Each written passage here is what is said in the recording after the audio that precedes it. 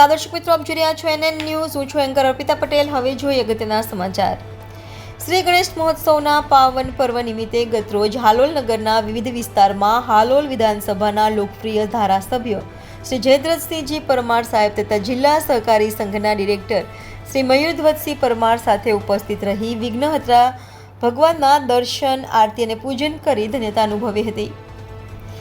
NN news Halol. દર્શક મિત્રો, NN ન્યૂઝને લાઇક કરો, શેર કરો, સબસ્ક્રાઇબ કરો અને બેલ આઇકન પ્રેસ કરો જેથી આપને નોટિફિકેશન્સ મળતી રહે.